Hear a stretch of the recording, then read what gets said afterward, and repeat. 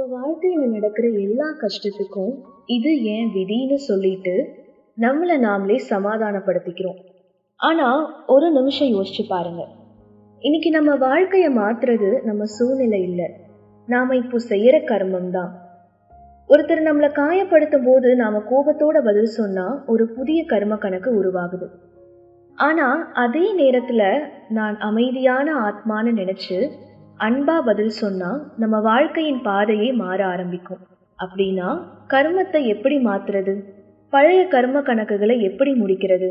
வாங்க இந்த ஆழமான ஆன்மீக ரகசியத்தை தெரிஞ்சுக்கலாம். அன்பான ஆத்மாக்களே, நம்ம வாழ்க்கையில சில நேரம் ஒரு கேள்வி வரும். எனக்கு மட்டும் ஏன் இவ்வளோ பிரச்சனை வருது? நான் யாருக்கும் கெடுதல் செய்யலையே, அப்புறம் ஏன் எனக்கு இப்படி நடக்குது?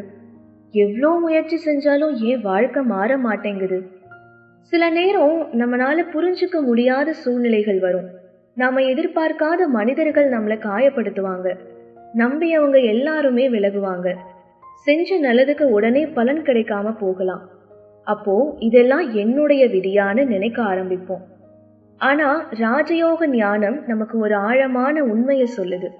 வாழ்க்கைங்கிறது வெறும் விதி மட்டும் கிடையாது, நம்முடைய கர்மங்களின் பயணமும் கூட. நம்ம ஒவ்வொரு நாளும் நிறைய கர்மங்கள் செய்யறோம். பேசுறது, யோசிக்கிறது, ஒருத்தரை பார்க்கறது, ஒருத்தருக்கு ஹெல்ப் பண்றது, ஒருத்தரை பத்தி தவறா நினைக்கிறதும் ஒரு கர்மம் தான்.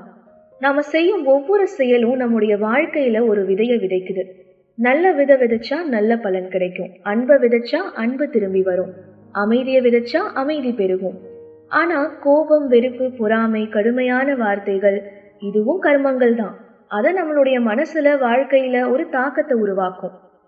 ஆனா அன்பான ஆத்மாக்களே, இதை கேட்ட உடனே அப்படின்னா என்னுடைய வாழ்க்கையில நடக்கிற எல்லா கஷ்டத்துக்கும் நான் தான் காரணமான்னு நினைக்க வேண்டாம். கடந்த காலத்தை நினைச்சு நம்மளையே குத்தம் சொல்லவும் வேண்டாம். ராஜயோகம் நமக்கு குற்ற உணர்வை கொடுக்கறது இல்ல, விழிப்புணர்வை கொடுக்குது. நடந்ததை மாத்த முடியாம இருக்கலாம், ஆனா இப்போ நான் உருவாக்கக்கூடிய எண்ணத்தை மாத்த முடியும். இப்போ நான் பேசுற வார்த்தைய மாத்த முடியும். இப்போ நான் செய்கிற செயலை மாத்த முடியும். அதனால எதிர்காலத்துல உருவாகக்கூடிய பாதையையும் நல்லதா மாத்த முடியும். ஒருத்தர் நம்ம கிட்ட கோபமா பேசுறாரு, அவர் ஒரு கடுமையான வார்த்தை சொல்றாரு. உடனே நம்ம மனசும் நானும் பதிலுக்கு பேசுவேன்னு சொல்லலாம். ஆனா அந்த நேரத்துல ஒரு நொடி நின்னு நான் யாருன்னு கேட்டுக்கோங்க. நான் ஒரு அமைதியான ஆத்மா. என்னுடைய இயல்பு அமைதி, என்னுடைய இயல்பு அன்பு, என்னுடைய இயல்பு தூய்மை. அப்படி இருக்கும்போது மற்றவங்களோட கோபத்தை நான் ஏன் என் மனசுக்குள்ள எடுத்துக்கணும்? அவங்க கோபமா இருக்கலாம், ஆனா நான் அமைதியா இருக்க முடியும். அவங்க கடுமையா பேசலாம், ஆனா நான் இனிமையா பேச முடியும். அவங்க என்னை புரிஞ்சுக்காம இருக்கலாம், ஆனா நான் என் உண்மையான அடையாளத்தை மறக்க வேண்டியதில்லை. இதுதான் கர்மத்தில் யோகம். யோகம்னா கண்களை மூடிட்டு உட்கார்றது மட்டும் கிடையாது. தியானம் செய்யக்கூடிய நேரம் மட்டும் இல்லை, இறைவனை நினைக்கிறது மட்டும் இல்லை. சமைக்கும் போது நான் அமைதியான ஆத்மான்னு நினைக்கிறது.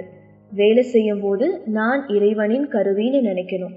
குடும்பத்து கூட பேசும்போது என் வார்த்தைகள் அன்பு தரட்டும், அந்த மாதிரி நினைக்கணும். கஷ்டமான சூழ்நிலையில நான் அமைதியை இழக்க மாட்டேன்னு உறுதியா இருக்கிறது, இதுவும் யோகம்தான். அன்பான ஆத்மாக்களே, நாம ஒரு பெரிய உலக நாடகத்துல நம்முடைய பாகத்தை நடிக்கிறோம். ஒவ்வொருத்தருக்கும் ஒவ்வொரு பாகம், ஒவ்வொருத்தருக்கும் ஒவ்வொரு சூழ்நிலை. சிலர் நமக்கு மகிழ்ச்சியை தராங்க, சிலர் நமக்கு பாடம் கத்து தராங்க, சிலர் நம்முடைய பொறுமையை வளர்க்குறாங்க, சிலர் நம்முடைய உள்ளார்ந்த சக்தியை வெளிக்கொண்டுட்டு வராங்க. ஆனா ஒவ்வொரு சூழ்நிலையையும் பார்த்து ஏன் எனக்கு மட்டும்னு கேட்கறதுக்கு பதிலா இந்த அனுபவம் எனக்கு என்ன கத்து கொடுக்குதுன்னு கேட்போம். அப்போ பிரச்சனை ஒரு பாடமா மாறும், தோல்வி ஒரு அனுபவமா மாறும், வேதனை ஒரு விழிப்புணர்வா மாறும். சில நேரம் நாம பழைய விஷயங்களை மறக்க முடியாம இருக்கலாம். அவர் அப்படி செஞ்சாரு, அவ அப்படி பேசினா, எனக்கு அந்த நாள் ரொம்ப கஷ்டமா இருந்தது, திரும்ப திரும்ப நினைப்போம். ஆனா ஒரு பழைய காயத்தை தினமும் நினைச்சா அது மனசுல திரும்ப திரும்ப வலிக்கும்.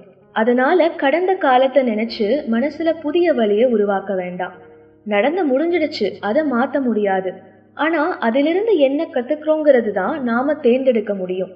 இன்னைக்கு ஒரு புதிய எண்ணத்தை உருவாக்குவோம். நான் கடந்த காலத்தின் கைதி அல்ல, நான் இன்னைக்கு நல்ல கர்மத்தை உருவாக்கும் சக்தி வாய்ந்த ஆத்மா. இப்போ ஒரு சின்ன தியான பயணம் செய்யலாம். மெதுவா சுவாசிங்க. உங்களுக்குள்ள சொல்லுங்க, நான் இந்த உடல் அல்ல, நான் இந்த உடலுக்குள் இருக்கும் அமைதியான ஒளியான ஆத்மா. நான் ஒரு தூய ஆத்மா. என் எண்ணங்கள் தூய்மையானவை. என் வார்த்தைகள் இனிமையானவை. என் செயல்கள் நன்மையை உருவாக்குகின்றன. நான் எந்த சூழ்நிலையிலும் என் அமைதியை இழக்க மாட்டேன். நான் யாரையும் காயப்படுத்த விரும்பவில்லை. நான் யாருடைய வார்த்தையையும் என் மனதை நிரந்தரமாக காயப்படுத்த அனுமதிக்க மாட்டேன். இப்போது பரமாத்மாவை நினைக்கிறேன். எல்லையற்ற அமைதி, எல்லையற்ற அன்பு, எல்லையற்ற சக்தியின் ஒளிக்கடல். அந்த உயர்ந்த ஒளியிலிருந்து அமைதியின் கதிர்கள் என் ஆத்மாவின் மீது விழுகின்றன. என் மனதில் இருக்கும் கோபம் மெதுவாக கரைகிறது. பயம் மெதுவாக விலகுகிறது. கவலை குறைகிறது. என் புத்தி தெளிவாகிறது.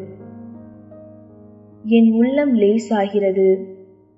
நான் உணர்கிறேன், இறைவனின் அன்பு என்னுடன் இருக்கிறது. இறைவனின் சக்தி என்னை வழி நடத்துகிறது. இன்று முதல் நான் ஒவ்வொரு கர்மத்தையும் விழிப்புணர்வுடன் செய்வேன். பேசுறதுக்கு முன்னாடி என்னுடைய வார்த்தை யாருக்கு நன்மை தரும்னு யோசிப்பேன். செயல்படுறதுக்கு முன்னாடி இந்த செயல் அமைதியை உருவாக்குமான்னு பார்ப்பேன். கோபம் வரும்போது ஒரு நொடி அமைதியா இருப்பேன். மற்றவங்களோட குறைகளை பார்க்கும்போது முதல்ல என் எண்ணத்தை தூய்மையாக்குவேன். நான் என் சக்தியை பழைய விஷயங்களை நினைச்சு வீணாக்க மாட்டேன். நான் என்னுடைய நேரத்தை நல்ல கர்மங்களை உருவாக்க பயன்படுத்துவேன். அன்பான ஆத்மாக்களே, வாழ்க்கையை மாற்ற எப்பவும் ஒரு பெரிய அதிசயம் தேவையில்லை. சில நேரம் ஒரு நல்ல எண்ணம் போதும், ஒரு இனிமையான வார்த்தை போதும், ஒரு மன்னிப்பு போதும், ஒரு அமைதியான பதில் போதும். ஒரு நல்ல கர்மம் மற்றொருவரின் வாழ்க்கையிலும் ஒரு வெளிச்சத்தை உருவாக்கலாம். இன்னைக்கு இந்த உறுதியை எடுத்துக்கலாம். நான் அமைதியான ஆத்மா. நான் அன்பான ஆத்மா. நான் சக்தி வாய்ந்த ஆத்மா. என் எண்ணங்கள் தூய்மையானவை. என் வார்த்தைகள் இனிமையானவை. என் செயல்கள் நன்மையை உருவாக்குகின்றன.